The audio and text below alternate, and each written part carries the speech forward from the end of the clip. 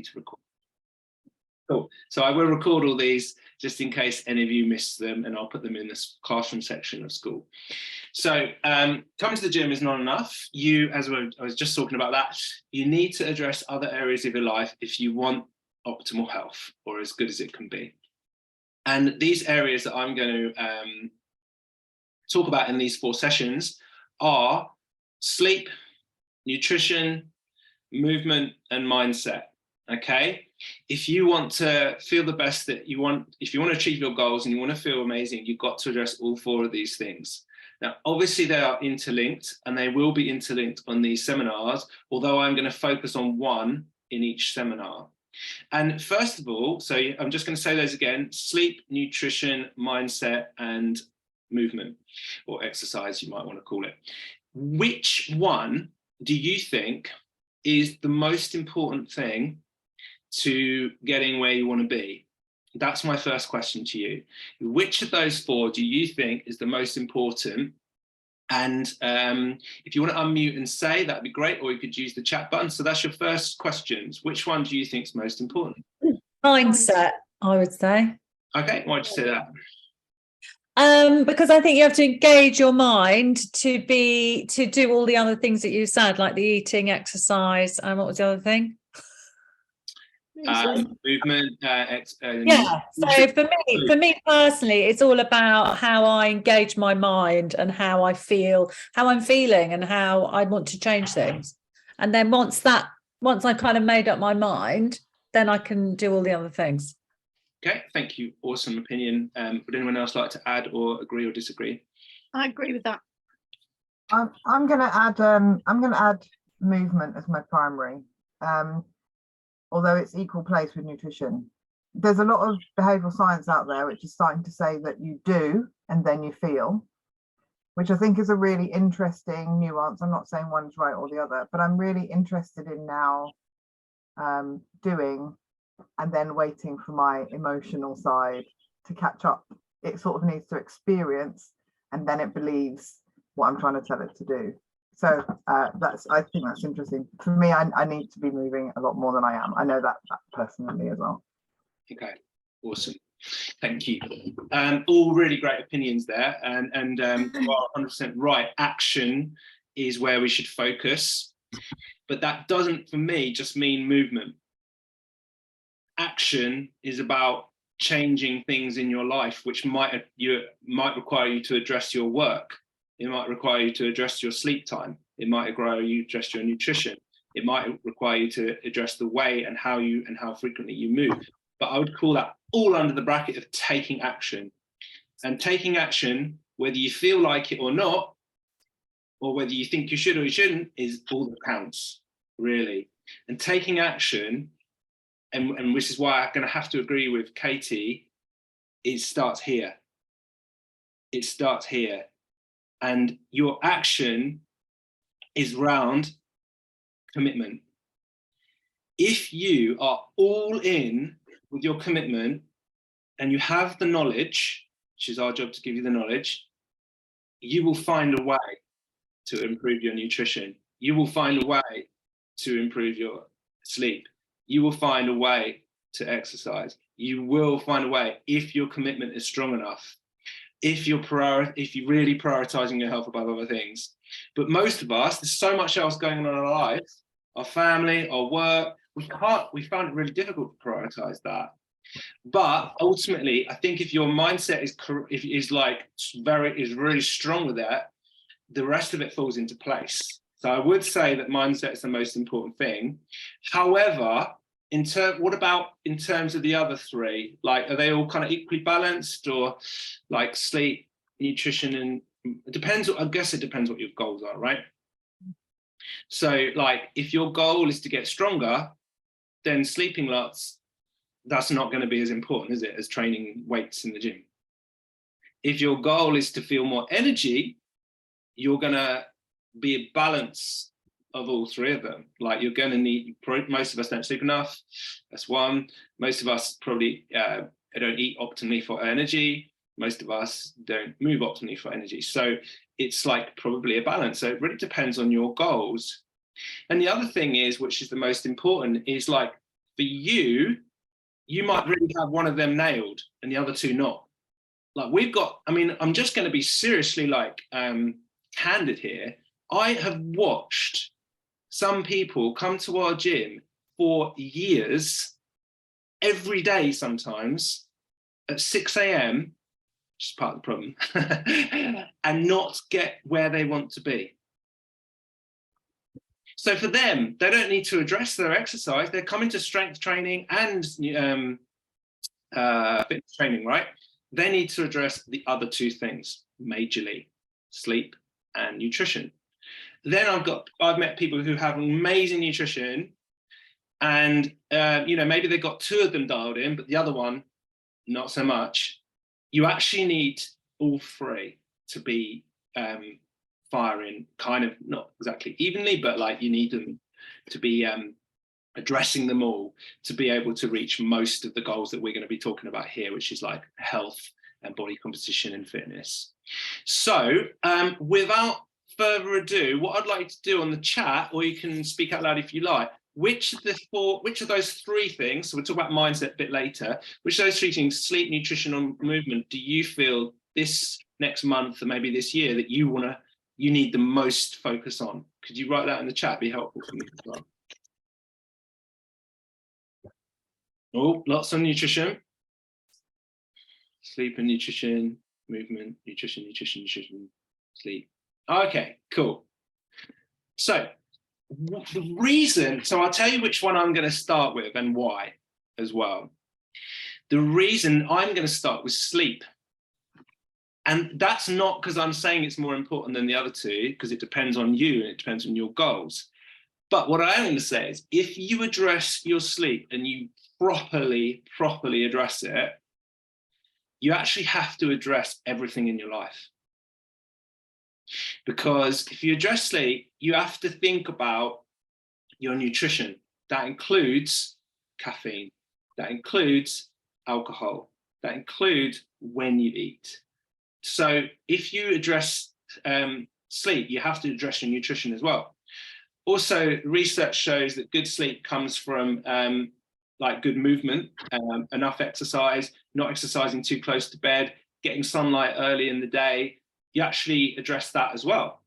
So if you address sleep, you kind of have to, and you really address it, you have to address everything. So that's that's the topic we're going to focus on today, is sleep. Now, if you have perfect sleep, which I don't believe, by the way, then then you might find this one less impactful than the nutrition, but they are all very linked. So try and get as much out of it as you can. I'm going to do a screen share now. Yeah, let me just, if someone could just say, someone could unmute and just tell me that you could definitely see that, because I now can't. I can see it. Yeah, it's all good. PowerPoint, yeah. Yeah, thank you very much. Okay, cool. So session one, we're gonna address sleep. One thing that I wanted to say is, do you want to walk during these sessions? So this is a question you might want to consider for the future sessions. A lot of this will be listening, although you can obviously take notes on your phone or notes on your journal or whatever, and a lot of it, and you can chime in whenever you like. But one thing I find really, really helpful is because I belong to a different group to do with sort of business and stuff, and I do that at 12 o'clock most days, not today obviously because I'm doing this, but it happens every single day, 5 days a week. And I love putting my headphones in and walking at the same time, or even sometimes running as listening, because it really feels like I'm killing two birds with one stone in the very simplistic sense. I'm getting exercise and I'm learning and getting inspired at the same time. So if any of you go off camera and want to walk out right now, I won't be offended. You go off camera and just go, because that is like, because you say, most of us want to be more active. Most of us want to get more sunlight. And if you think, oh, that could be an opportunity for me to get a 45-minute walk in, or even a jog if you prefer, then go for it. It won't, it will, I'd be like, yeah, absolutely, go for it. You don't have to be on camera if you don't want to. It's absolutely fine. So that's just something if you consider either today or in future sessions. We've talked about which pillar is most important, and then we talked about commitment level a little bit as well. Now I know that a lot of you have decided which habits you're going to go for. You've listed them, which is great. And that's something we can all see about other people's habits in school. Right, so we're just going to focus on sleep today. We're going to cover a few different things. So we're going to uncover the importance of sleep, so like, and what it can mean if you don't get enough. We're going to look at why we sleep. And by the way, a lot of the information that I'm going to be talking to you about today is from a book called Why We Sleep by a guy called Matthew Walker. I'm just going to bring the chat so I can, I think I can, oh, why can't I see that? Anyway, if you have read that book, just drop it in the chat, and that would be interesting for me to see if anyone's actually read that. It's called Why We Sleep by Matthew Walker. And if you find today interesting and something you think you really want to address, I really recommend reading or listening to that book.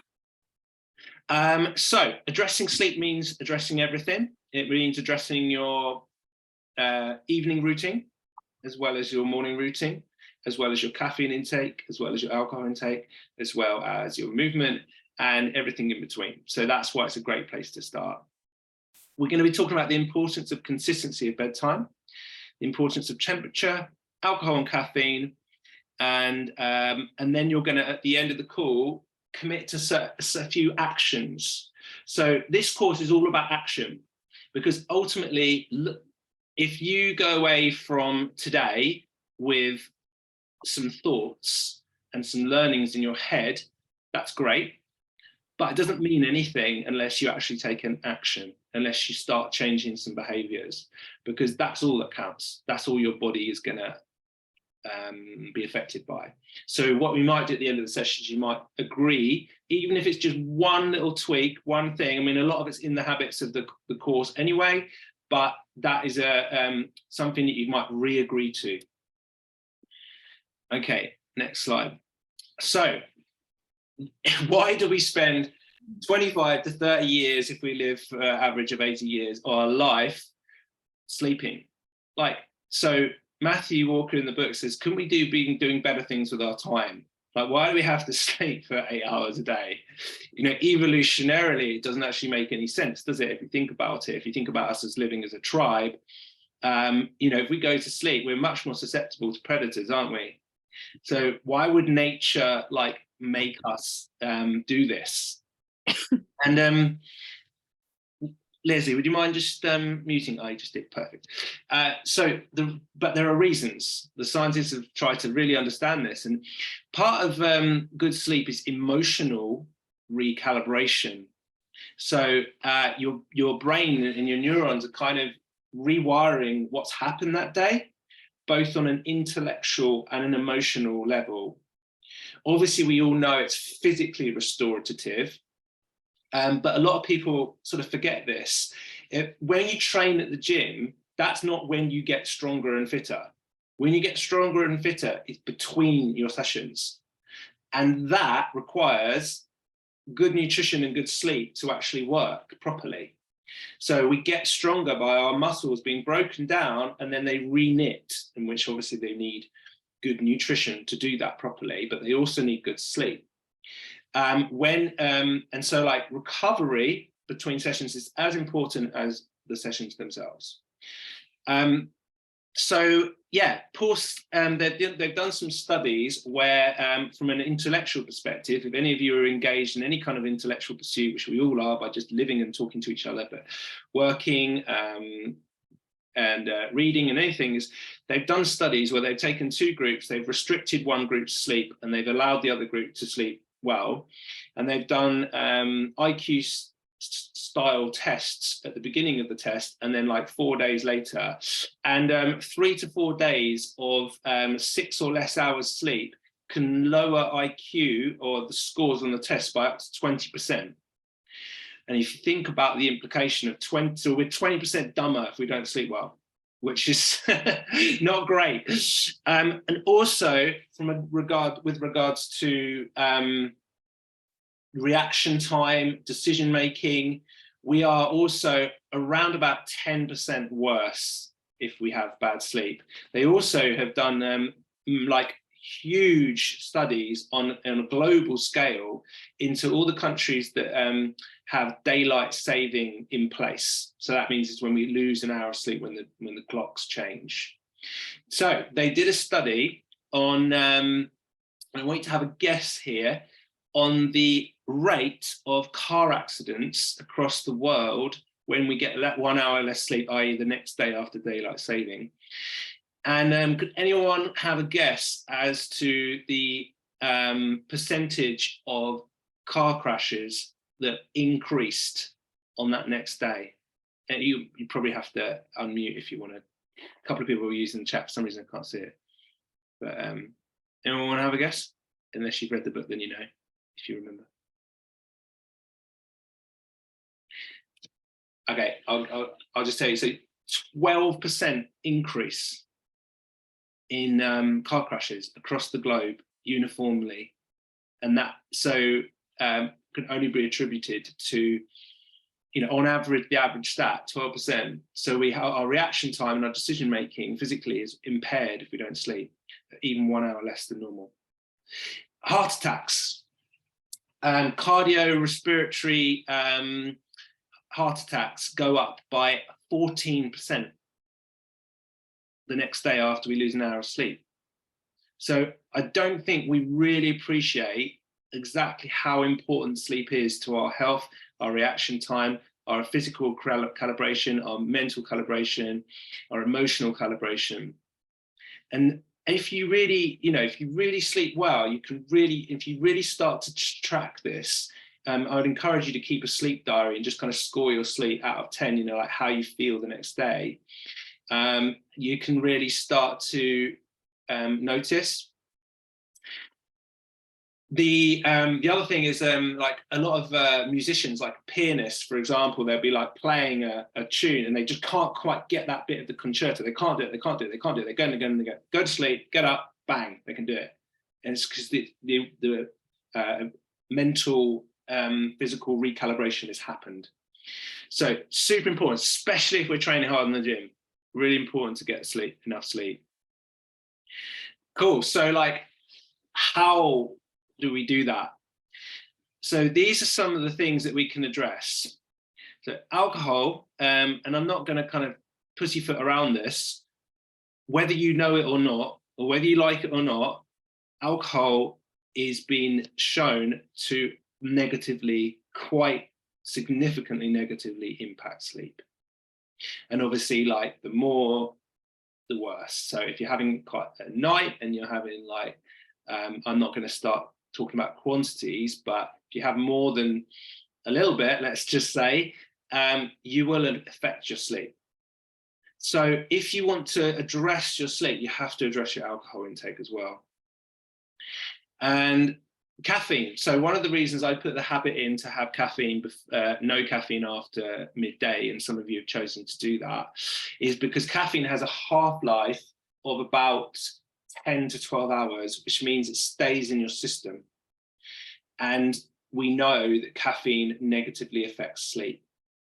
And whether you know it or not as well, because sleep has, so I use something called a Whoop band, which tracks my sleep, and it tracks your deep physically restorative sleep and your mentally restorative sleep, which is called REM sleep, and also your time of sleep, the amount of wake up incidents you have in a night, and everything in between, and your heart rate variability. So I kind of have the data on it, so I can kind of like really know that. But if you didn't want to invest in something like that, you can just use like sleep scores, and you can just do things like, what did I do the day before, and what was my score, my sort of self-perceived score. So things like obviously alcohol and caffeine will completely affect it. And if you start looking at data around that, you start tracking, you also start to see your own patterns as well. Also, eating late at night is also going to affect sleep. You probably know that anyway, but because your body's trying to digest food rather than trying to recuperate. there's too many systems trying to do too many things at the same time. So eating like at least 3 or 4 hours before bed is another really good habit. So again, we have like habits other than sleep we have to address when we talk about addressing sleep. So we then address nutrition. Stress, obviously, this is much more nuanced discussion around stress. We all have stress in our life, whether that be family stress, work stress. It always goes up and down, and but you know, it does affect our sleep. So if we go, a lot of us might have a mind racing before we're going to bed, and we you know, maybe can't allow us to fall asleep, or we wake up at 3 in the morning and we're thinking about that thing, whether it be a family issue or a you know, like a work issue or whatever. So actually what I'm going to do, I'm just going to stop the screen share. I'm just going to get a bit more collaboration going on there. And I just wondered if anyone would like to either use the chat or unmute and to say whether they suffer from that one, like sort of mind racing and stress at night and that affecting their sleep. Does anyone else suffer from that, or is it just me? I have in the past, but not particularly at the moment. Okay, thanks for sharing. Anyone else? Yes, I struggle to stay asleep as well. That's in the chat. Yeah, there's a few people there. And overthinking when going to bed. And Leslie said, is sleep the total in 24 hours or the number of consecutive hours? So if you have a nap, say, in the afternoon, yeah, does that count as good sleep? It can do. It kind of depends on your personality and your so some people seem to get on quite well with napping. Like my wife loves a nap, and like I can't handle it because when I wake up I don't know where I am or what day it is. So I think it's like it definitely can contribute as part of your sleep. And what I would say is that we go in cycles with sleep. We go through like deep sleep and light sleep essentially. And what you want to do is if you wake up during a deep sleep cycle, that's when you feel really tired. Even if you wake up by your alarm or like by my son, as I normally am in the morning, like even if you had a really good sleep, if you wake up during a deep sleep cycle, you'll feel better, you'll feel good that day if you've had enough sleep. But if you wake up during that cycle, and that's why ultimately like the optimal there is to wake up naturally without an alarm. But I know a lot of us wouldn't trust ourselves to do that with a job. But what I try and do is I put an alarm on the latest I want to get up. But I actually often wake up before that because I've given that kind of window. And if you wake up naturally, you feel the best because it's kind of when your body's wanting to get up. That's in the morning. I think a lot of people are thinking, are wanting to talk about like waking up during the night. Is that right, Leslie? Is that something? Yeah. Like? Yeah, I can't stay asleep. I'll always wake up about 3. Yeah. Okay. And when you wake up, what do you have like stress in your head, or is it like do you need to go to the loo, or what is it? Well, when I wake up, I will go to the loo because I will start thinking about it. It might not be what wakes me up though. Okay. Like recently, the wind has woken me up. Yeah, sure. So tell the wind gods to calm it down. Yeah, I mean everyone's different, obviously at different stages of life, particularly around the menopause can affect sleep for sure. The question I would ask is, are you, and this is not to anyone in particular, this is just to us, are we doing everything we could do to optimize our sleep? That's the question.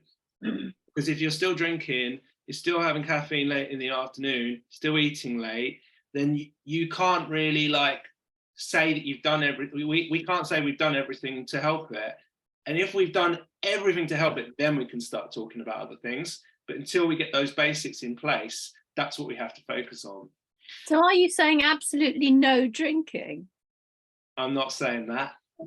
I don't drink. I gave up alcohol because I just I won't tell you my story too much, but it's just not who I want to be anymore. I see no, it doesn't serve me in any way as a human to drink alcohol. So yeah, I don't drink. It just has no kind of serving.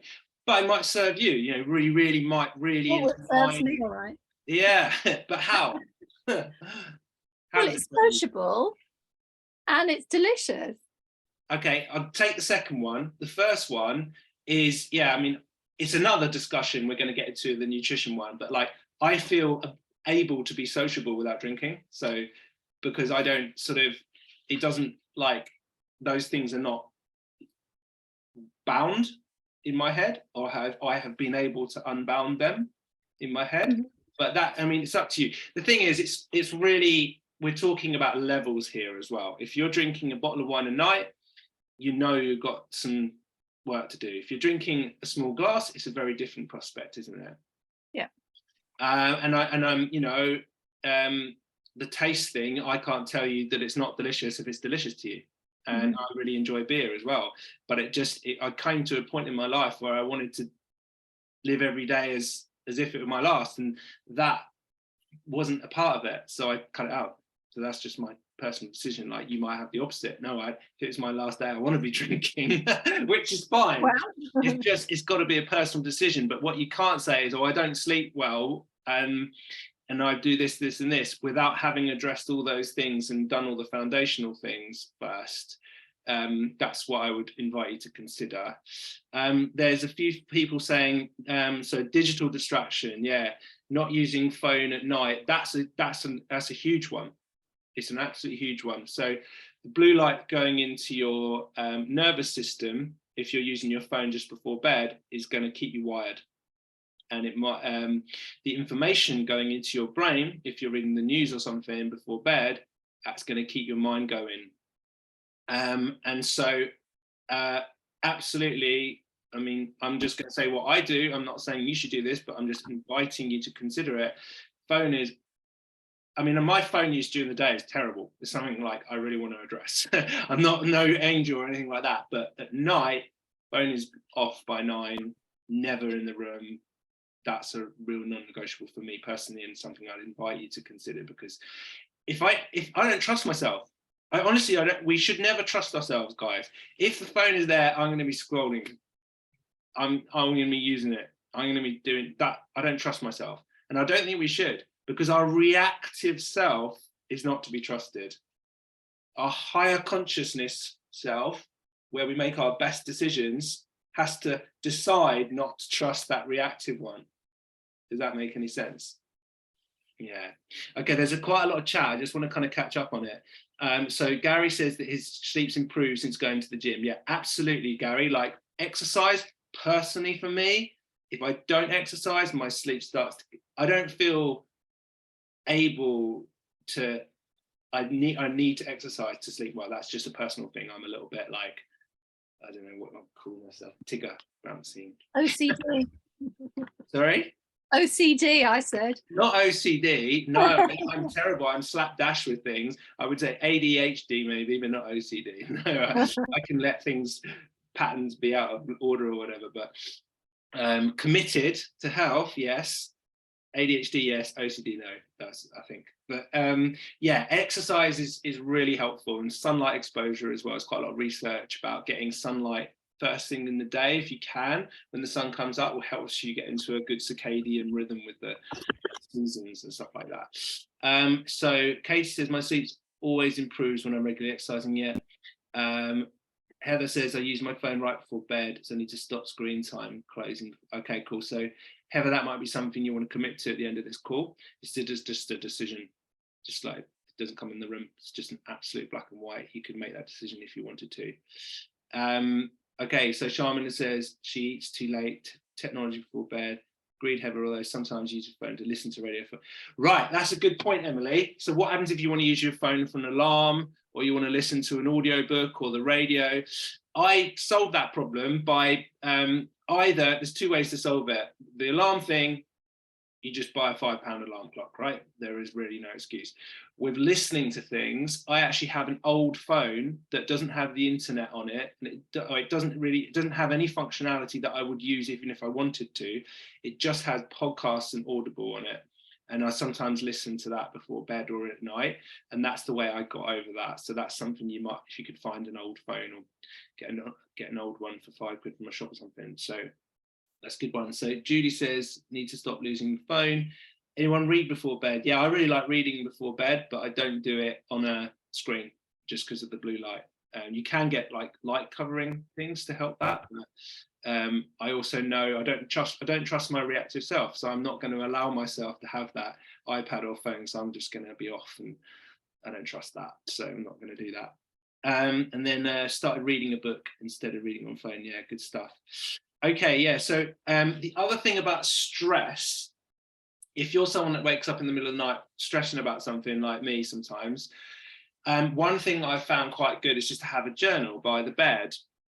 And this is a great exercise anyway that I've put into the habit choices, is just like doing 3 wins and one one work on.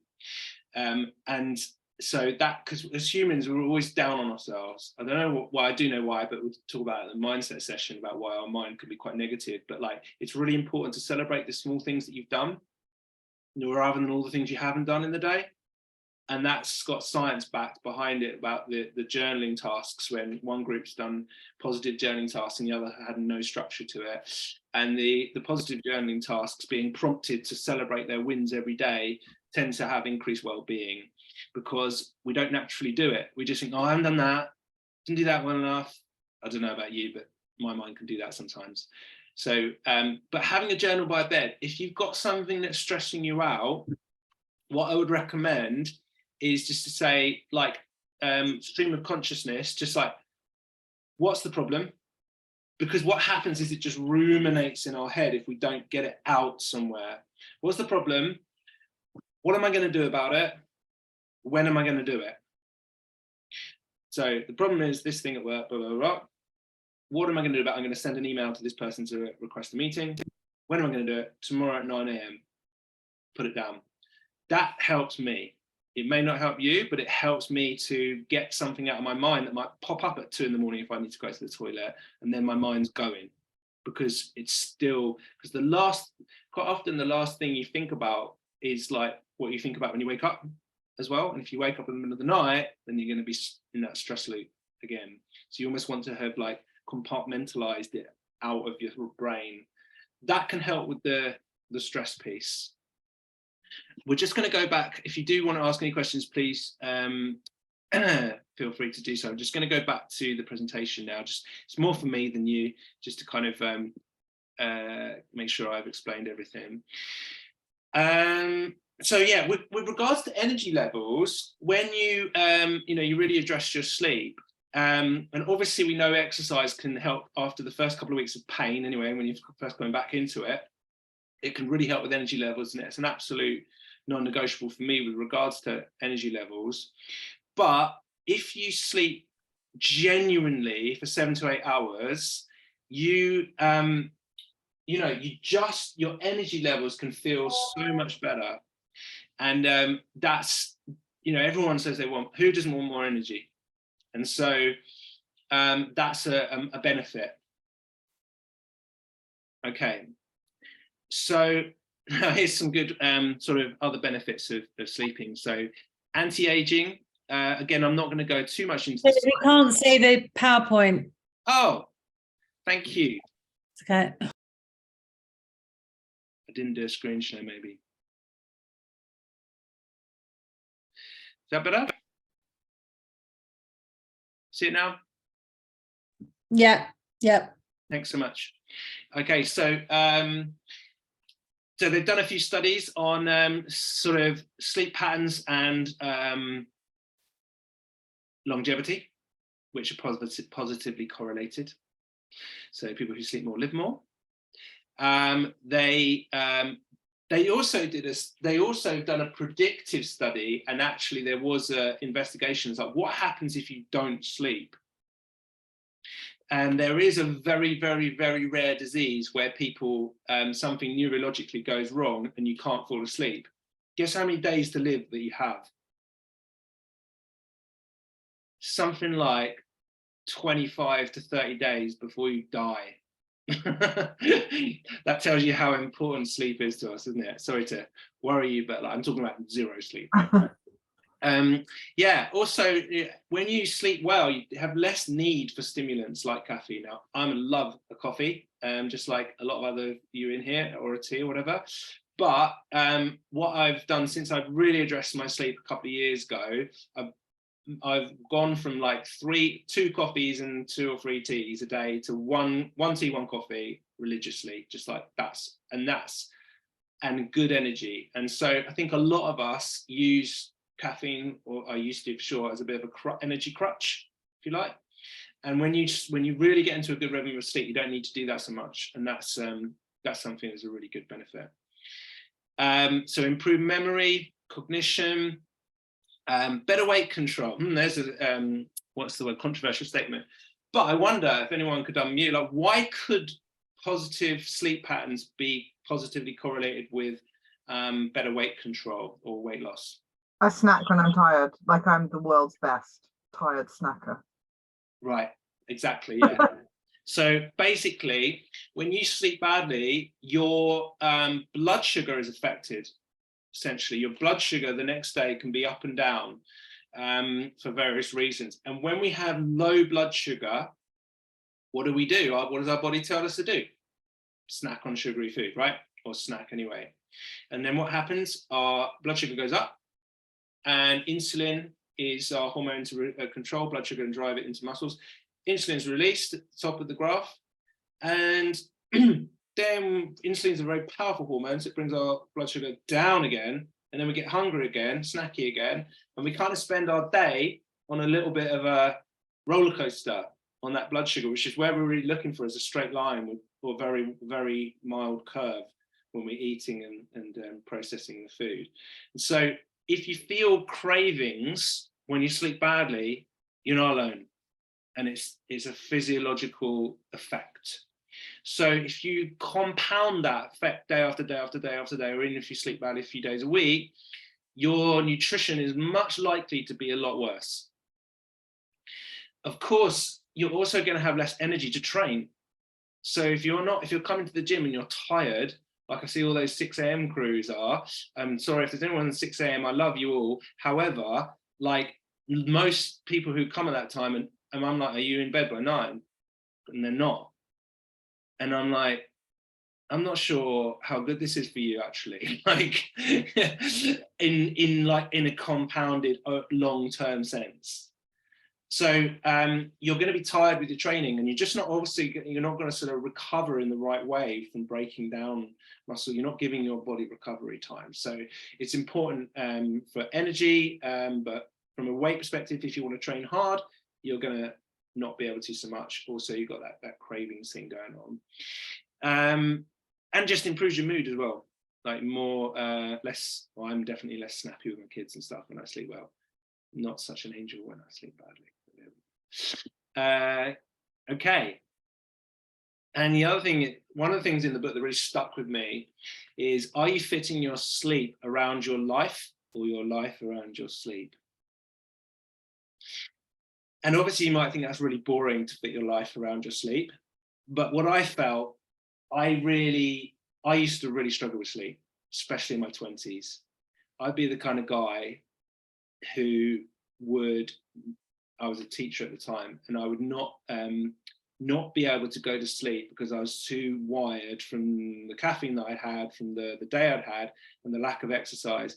And I'd sometimes have to go out for a run at like 11 p.m, quite a long run, to get to sleep. Not healthy. I was fit, but I was not healthy, and I got sick a lot. And so changing things around in your evenings is like the way to first address this. Yeah, so going to bed and waking at the same time can sound a little bit boring. It's actually really important, because your body kind of gets into this like rhythm of wake and sleep hormones. So if you're going to bed at like 10 p.m. on your weeknights and then 12 on weekends, your body gets really confused, because it's like 5 times I want to do this, 2 times I want to do this. And the wake sleep hormonal kind of rhythm is quite out of whack. So within half an hour or an hour max, if you can keep your wake and sleep rhythm the same, it's really going to help you get into a good rhythm. So we're just going to finish with like 10 tips for better sleep. So we've got Light is a big one. So not sleeping in a dark room and not exposing your eyes to phone is really, really important. Trying to get into a good sleep-wake rhythm where you're going to bed at the same time roughly every night. Temperature, cool room is really important because our body has to drop to a certain core temperature before we can actually fall asleep. Some of you might want to do relaxing activities before bed. A lot of people so use alcohol in the night to relax, but if you wanted to change that, you might want to change it with another relaxing activity. So it might be like a chamomile tea and a bath and a book, might give you the same kind of relaxant effect. Obviously, we're going to talk about reducing alcohol, caffeine cutoff point, and eating earlier, and obviously exercising generally as well. Can't believe it's 1 o'clock already. So Emily says that she has to go in a moment. What I think would be the best thing for you to do is go away from this call and write down 1 to 3 things that you would like to take action on around this subject. So it could be any of those things that I mentioned. It might just be one thing. It might just be like not sleeping with the phone in the room. Might be addressing any of the other things that we've talked about. Maybe you could write it in the chat right now if you want to kind of publicly be accountable, can help you, or you could unmute if you want to. Would anyone like to sort of share what 1 to 3 things that they want to shift? I'm gonna try and work out a bedtime routine, sleep hygiene, with timings, because I don't think I'm tracking with timings. I'm really for the whole waking up naturally, and that's kind of steady throughout weekend and weekday, but I think going to bed is something that I'm not very good at, so I think I need to focus on the evening routine. Yeah. I like the sunlight thing, getting more sunlight during the day so my brain knows what's going on. I literally sit in this room, which has no windows, all day when I'm not in the gym. So I think that's probably going to be a big difference for me. You'll be walking next week then on this call, right? Cool. Yeah, really important. Sunlight. It's you know, we're an animal, we're a human animal, and we need to get that for general health. But that sounds great. And you talked about developing an evening routine. Some people, what I do is I try and have like a morning routine as well, almost one that I want to that I look forward to as well. So almost like if I get my evening routine really good, I'm going to get my morning routine really good, and like my day's going to be really good, and it kind of all links in. I mean, we'll talk about morning routines in another session, but guys, it's really great that you all came on today. I want to finish on time. I want to respect your time. I know that people have things. I've got a call as well. Next week we are going to talk about nutrition, and please put in school any reflections for today, any questions, any commitments you want to make with yourself, and I shall see you next time. Take care, guys. Bye. Thank you. Bye. Bye.